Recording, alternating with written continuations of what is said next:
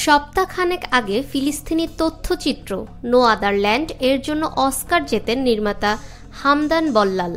তথ্যচিত্রে Israeli দখলদারিত্ব তুলে ধরা এই নির্মাতা এবার ব্যাপক নির্যাতনের শিকার। সম্প্রতি বার্তা সংস্থা অ্যাসোসিয়েটেড প্রেসকে দেওয়া এক সাক্ষাৎকারে সেই নির্যাতনের ভয়াবহতা তুলে ধরেন নির্মাতা। জানান, ফিলিস্তিনের পশ্চিম তীরে অবস্থিত সুশিয়া গ্রামে অভিযান চালায় ইসরায়েলি সৈন্যরা। এ সময় হামদানকে তুলে নিয়ে যায়। তাকে পশ্চিম তীরের সামরিক ঘাঁটিতে ফেলে রাখা হয়। চালানো হয় পাশবিক নির্যাতন। সেই নির্যাতনের বর্ণনা তুলে ধরে নির্মাতা জানান, পুরোটা সময় তার চোখ বাঁধা ছিল, এমনকি বরফের মতো ঠান্ডা হিমঘরে তাকে বন্দী করে রাখা হয়। তার সঙ্গে আরো 2 জন ছিল। হামদান বলেন, সারা রাত ঠান্ডায় কাতরাচ্ছিলাম, সেই ঘরে কিছু দেখা যাচ্ছিল না। ইসরায়েলি সৈন্যরা আমার এমন অবস্থা দেখে হাসাহাসি করছিল।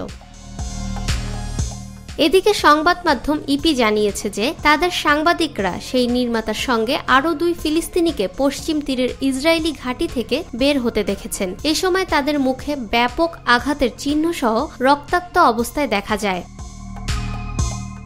লস অ্যাঞ্জেলেসের ডলবি থিয়েটারের অস্কারের 97তম আসরের হামদান বল্লাল সহ আরও 3 নির্মাতা অস্কার জেতেন। সেই তথ্যচিত্রে তারা ইসরায়েলি দখলদারিত্বের মুখে ফিলিস্তিনিদের জীবন সংগ্রামের চিত্র ফ্রেমবন্দি করেন। ফাহমিদা বিনতে আনোয়ার, নিরপেক্ষ নিউজ ডেস্ক, ঢাকা।